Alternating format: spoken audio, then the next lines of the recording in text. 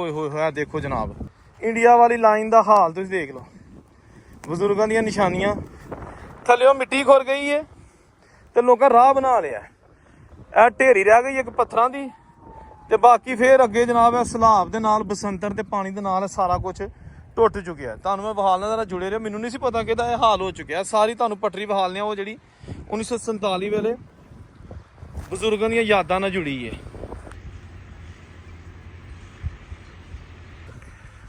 ਦੋਸਤੋ ਮੈਂ ਆ ਗਿਆ ਬਾਰਡਰ ਤੇ, ਔਰ ਇੰਡੀਆ ਵਾਲੀ ਲਾਈਨ ਤੁਹਾਨੂੰ ਵਿਖਾਲਦੇ ਆ ਜਿਹੜੀ 1947 ਤੋਂ ਬੰਦ ਹੈ। ਪਟਰੀ ਜਿਹੜੀ ਹੈ ਨਾ ਇਹ ਬਿਲਕੁਲ ਹੁਣ ਬਰਬਾਦ ਹੋ ਚੁੱਕੀ ਹੈ, ਟੁੱਟ ਗਈ ਹੈ। ਹਾਂਜੀ 1947 ਦੀਆਂ ਯਾਦਾਂ ਵਾਲੀ ਜਿਹੜੀ ਪਟਰੀ ਹੈ ਨਾ, ਉਹਦੀਆਂ ਤੁਹਾਨੂੰ ਮੈਂ ਅੱਜ ਪੂਰਾ ਮਾਹੌਲ ਵਿਖਾਲਣਾ। ਓਏ ਹੋਏ ਹੋਏ ਹਾਂ ਦੇਖੋ ਜੀ। ਹਾਂਜੀ ਜਿੱਥੇ ਕਦੀ ਬਜ਼ੁਰਗ ਸਫ਼ਰ ਕਰਦੇ ਸਨ, ਉਹ ਟ੍ਰੇਨ ਦੀ ਪਟਰੀ ਦਾ ਕੀ ਹਾਲ ਹੋ ਗਿਆ। ਲੋ ਜੀ ਮੈਂ ਆ ਗਿਆ ਉਹਨਾਂ ਜਗ੍ਹਾ ਤੇ ਜਿੱਥੋਂ ਟ੍ਰੇਨ ਇੰਡੀਆ ਜਾਂਦੀ ਹੁੰਦੀ ਸੀ। 1947 ਵੇਲੇ ਫਿਰ ਇਹ ਟ੍ਰੇਨ ਬੰਦ ਹੋ ਗਈ। ਇਹ ਬਹੁਤ ਹੀ ਖਾਸ ਕਿਸਮ ਦੀ ਵੀਡੀਓ ਹੈ, ਬਾਰਡਰ ਏਰੀਆ ਤੁਹਾਨੂੰ ਦਿਖਾ ਰਿਹਾ ਵਾਂ। ਇਹ ਪੁਰਾਣੇ ਸਿਗਨਲਸ ਜਿਹੜੇ ਡਾਊਨ ਹੁੰਦੇ ਸਨ ਤੇ ਟ੍ਰੇਨ ਪਾਕਿਸਤਾਨ ਤੋਂ ਡੇਰਾ ਬਾਬਾ ਨਾਨਕ ਅੰਮ੍ਰਿਤਸਰ ਵਾਸਤੇ ਮੁੜ ਜਾਂਦੀ ਸੀ। ਇਹ ਆ ਗਈ ਜਨਾਬ ਪਟਰੀ। ਇਹ ਜਨਾਬ ਇੱਕ ਮਿੰਟ ਜ਼ਰਾ ਵੀਡੀਓ ਨਾਲ ਜੁੜੇ ਰਹਿਣਾ, ਬੜੀ ਮਿਹਨਤ ਨਾਲ ਬਣਾਈ ਆ। ਦੇਖੋ ਤੁਸੀਂ ਇਹ ਸਾਰੀਆਂ ਚੀਜ਼ਾਂ ਮੌਜੂਦ ਨੇ। ਹਾਂਜੀ ਇਹ ਦੇਖੋ, ਇਹ ਸਿਗਨਲ ਡਾਊਨ ਕਰਨ ਵਾਲਾ ਲੀਵਰ ਵੀ ਹੈਗਾ, ਠੀਕ ਹੈ ਨਾ, ਹਰ ਚੀਜ਼ ਮੌਜੂਦ ਹੈ। ਟ੍ਰੇਨਾਂ ਬੰਦ ਹੋ ਚੁੱਕੀਆਂ ਨੇ। ਇਹ ਦੇਖੋ ਤੁਸੀਂ, ਇਹ ਉਹ ਏਰੀਆ ਹੈ ਜਿੱਥੋਂ ਪਟਰੀਆਂ ਦੋ ਹੋ ਜਾਂਦੀਆਂ ਹੁੰਦੀਆਂ ਸਨ, ਯਾਨੀ ਕਿ ਇੱਕ ਚਲੀ ਜਾਂਦੀ ਹੁੰਦੀ ਸੀ ਡੇਰਾ ਬਾਬਾ ਨਾਨਕ, ਦੂਸਰੀ ਸ਼ਕਰਗੜ੍ਹ ਚੱਕ ਅਮਰੂ। ਇਹ ਉਹਨਾਂ ਨੂੰ ਜ਼ਰਾ ਦੇਖਣਾ, ਇਹ ਪਟਰੀ ਆ ਰਹੀ ਹੈ ਇੱਧਰ ਨਾਰੋਵਾਲ, ਜੱਸੜ, ਨਾਲਾ ਬਸੰਤਰ ਤੇ ਇਹ ਪਟਰੀ। ਇਹ ਇੱਥੋਂ ਇਹ ਬੰਨ ਨਜ਼ਰ ਆ ਰਿਹਾ ਤੁਹਾਨੂੰ, ਇਹ ਠੀਕ ਹੈ ਨਾ, ਇਹ ਬੰਨ ਸੀ ਜਨਾਬ, ਜਿਹਦੇ ਉੱਤੇ ਪਟਰੀ ਹੈਗੀ ਸੀ ਡੇਰਾ ਬਾਬਾ ਨਾਨਕ ਜਾਣ ਵਾਲੀ। ਠੀਕ ਹੈ ਜੀ, ਇੱਥੋਂ ਜਿੱਥੇ ਮੈਂ ਜ਼ੂਮ ਕਰਨ ਲੱਗਾ ਇੱਥੋਂ ਪਟਰੀਆਂ ਦੋ ਹੋ ਜਾਂਦੀਆਂ ਸਨ।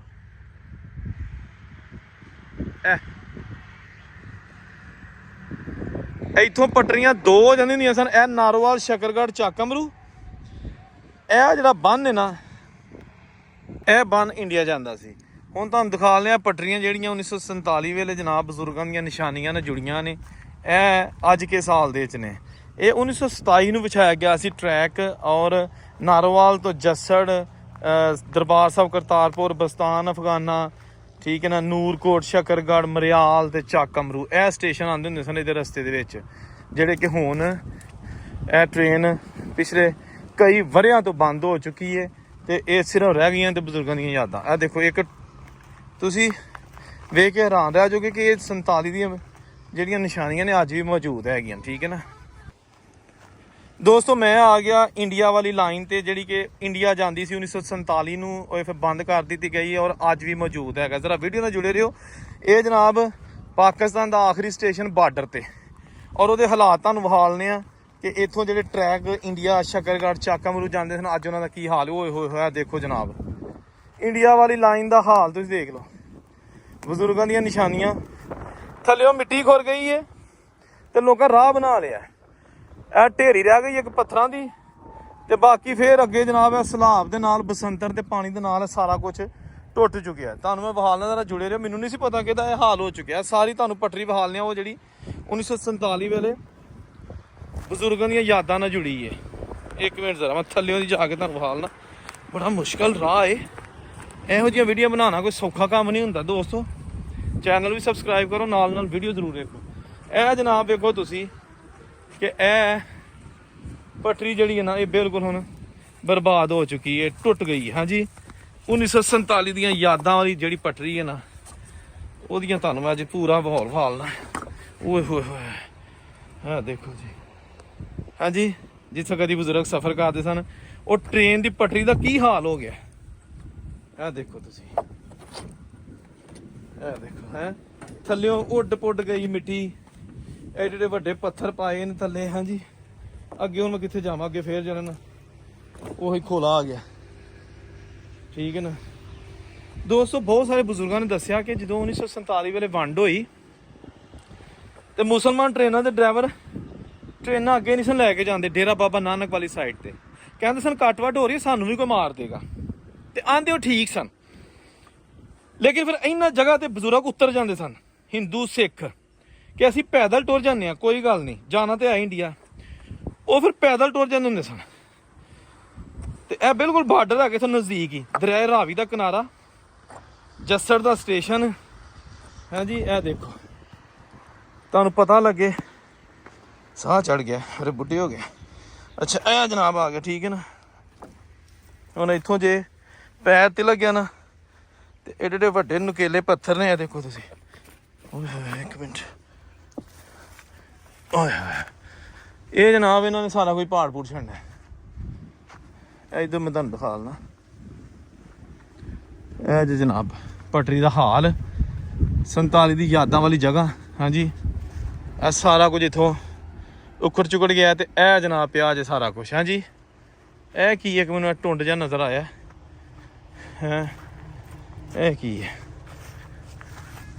ਉਹ ਹੈ ਪਤਾ ਨਹੀਂ ਕੀ ਹੈ ਜੀ, ਹੈ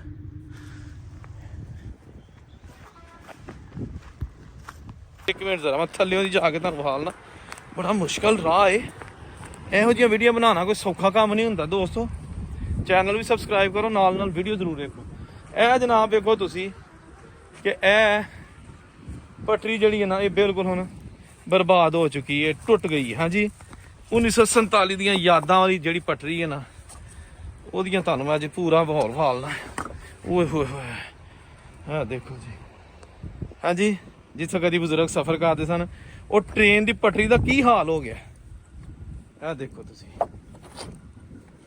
ਇਹ ਦੇਖੋ ਹੈ ਥੱਲਿਓਂ ਉੱਡ ਪੁੱਡ ਗਈ ਮਿੱਟੀ, ਐਡੇ ਐਡੇ ਵੱਡੇ ਪੱਥਰ ਪਾਏ ਨੇ ਥੱਲੇ। ਹਾਂਜੀ ਅੱਗੇ ਹੁਣ ਮੈਂ ਕਿੱਥੇ ਜਾਵਾਂ, ਅੱਗੇ ਫੇਰ ਜਾਣਾ ਨਾ ਉਹੀ ਖੋਲਾ ਆ ਗਿਆ, ਠੀਕ ਹੈ ਨਾ ਦੋਸਤੋ। ਬਹੁਤ ਸਾਰੇ ਬਜ਼ੁਰਗਾਂ ਨੇ ਦੱਸਿਆ ਕਿ ਜਦੋਂ 1947 ਵੇਲੇ ਵੰਡ ਹੋਈ ਤੇ ਮੁਸਲਮਾਨ ਟ੍ਰੇਨਾਂ ਦੇ ਡਰਾਈਵਰ ਟ੍ਰੇਨਾਂ ਅੱਗੇ ਨਹੀਂ ਸਨ ਲੈ ਕੇ ਜਾਂਦੇ ਡੇਰਾ ਬਾਬਾ ਨਾਨਕ ਵਾਲੀ ਸਾਈਡ ਤੇ। ਕਹਿੰਦੇ ਸਨ ਕੱਟ ਵੱਢ ਹੋ ਰਹੀ, ਸਾਨੂੰ ਵੀ ਕੋਈ ਮਾਰ ਦੇਗਾ, ਤੇ ਆਂਦੇ ਉਹ ਠੀਕ ਸਨ। ਲੇਕਿਨ ਫਿਰ ਇਹਨਾਂ ਜਗ੍ਹਾ ਤੇ ਬਜ਼ੁਰਗ ਉਤਰ ਜਾਂਦੇ ਸਨ, ਹਿੰਦੂ ਸਿੱਖ, ਕਿ ਅਸੀਂ ਪੈਦਲ ਟੁਰ ਜਾਂਦੇ ਹਾਂ, ਕੋਈ ਗੱਲ ਨਹੀਂ, ਜਾਣਾ ਤੇ ਹੈ ਇੰਡੀਆ। ਉਹ ਫਿਰ ਪੈਦਲ ਟੁਰ ਜਾਂਦੇ ਹੁੰਦੇ ਸਨ। ਤੇ ਇਹ ਬਿਲਕੁਲ ਬਾਰਡਰ ਹੈਗੇ ਤੁਹਾਨੂੰ ਨਜ਼ਦੀਕ ਹੀ, ਦਰਿਆ ਰਾਵੀ ਦਾ ਕਿਨਾਰਾ, ਜੱਸੜ ਦਾ ਸਟੇਸ਼ਨ ਹੈ ਜੀ। ਇਹ ਦੇਖੋ ਤੁਹਾਨੂੰ ਪਤਾ ਲੱਗੇ, ਸਾਹ ਚੜ ਗਿਆ, ਮੇਰੇ ਬੁੱਢੇ ਹੋ ਗਏ। ਅੱਛਾ ਇਹ ਜਨਾਬ ਆ ਗਿਆ, ਠੀਕ ਹੈ ਨਾ। ਹੁਣ ਇੱਥੋਂ ਜੇ ਪੈਰ ਤਿਲਕ ਗਿਆ ਨਾ ਤੇ ਏਡੇ ਏਡੇ ਵੱਡੇ ਨੁਕੇਲੇ ਪੱਥਰ ਨੇ। ਇਹ ਦੇਖੋ ਤੁਸੀਂ, ਓਏ ਹੋਏ, ਇੱਕ ਮਿੰਟ, ਓਏ ਹੋਏ, ਇਹ ਜਨਾਬ ਇਹਨਾਂ ਨੇ ਸਾਰਾ ਕੋਈ ਪਹਾੜ ਪੂੜ ਛੱਡਣਾ। ਇੱਧਰ ਮੈਂ ਤੁਹਾਨੂੰ ਦਿਖਾ ਦੇਣਾ, ਇਹ ਜੀ ਜਨਾਬ ਪਟਰੀ ਦਾ ਹਾਲ, 47 ਦੀ ਯਾਦਾਂ ਵਾਲੀ ਜਗ੍ਹਾ। ਹਾਂਜੀ ਇਹ ਸਾਰਾ ਕੁਝ ਇੱਥੋਂ ਉਖੜ ਚੁਕੜ ਗਿਆ ਤੇ ਇਹ ਜਨਾਬ ਪਿਆ ਜੇ ਸਾਰਾ ਕੁਝ। ਹਾਂਜੀ ਇਹ ਕੀ ਹੈ ਕਿ ਮੈਨੂੰ ਟੁੰਡ ਜਿਹਾ ਨਜ਼ਰ ਆਇਆ ਹੈ, ਇਹ ਕੀ ਹੈ? ਉਹ ਹੈ ਪਤਾ ਨਹੀਂ ਕੀ ਹੈ ਜੀ, ਹੈ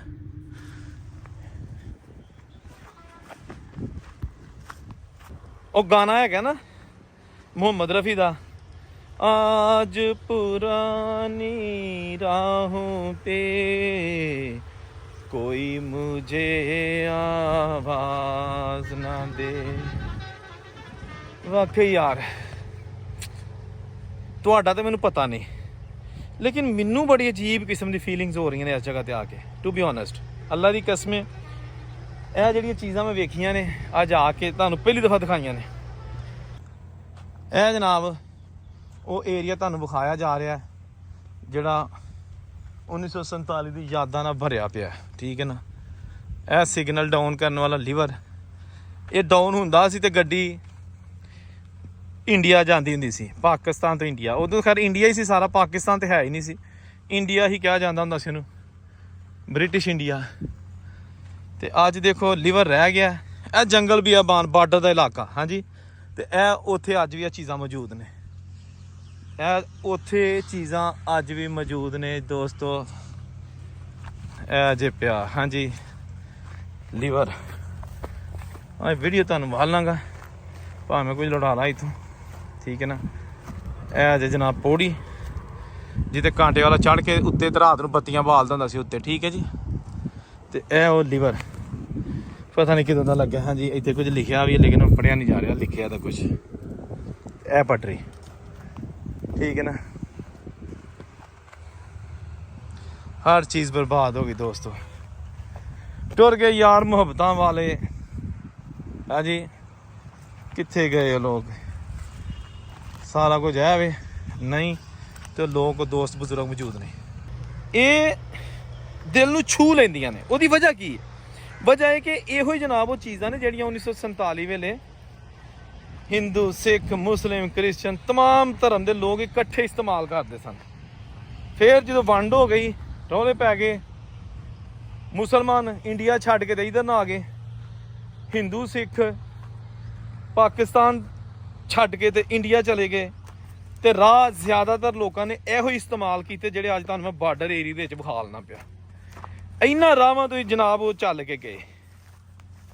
ਇਹ ਦੇਖੋ ਨਾ, ਇਹ ਜੇ ਪਿਆ ਸਾਰਾ ਮੈਂ ਪਟਰੀ ਦੇ ਥੱਲੇ ਖਲੋਤਾ। ਠੀਕ ਹੈ, ਪਟਰੀ ਦੇ ਥੱਲੇ ਖਲੋਤਾ। ਕੀ ਯਾਰ ਮਾਰਨਾ। ਹਾਂਜੀ, ਦੁੱਖ ਹੋ ਰਿਹਾ ਸਾਰਾ ਕੁਝ ਵੇਖ ਕੇ ਤੁਹਾਨੂੰ ਬਹਾਲ ਕੇ ਕਿ ਅੱਜ ਦੇਖੋ ਤੁਸੀਂ ਬਾਰਡਰ ਤੇ ਜਿਹੜਾ ਪਾਕਿਸਤਾਨ ਦਾ ਆਖਰੀ ਸਟੇਸ਼ਨ ਉਹਦਾ ਕੀ ਹਾਲ ਹੋ ਗਿਆ। ਟ੍ਰੇਨਾਂ ਬੰਦ। ਹਾਂਜੀ, ਇਹ ਟਰਾਂਸਪੋਰਟਰਾਂ ਨੇ ਸਾਰਾ ਕੁਝ ਸੰਭਾਲ ਲਿਆ।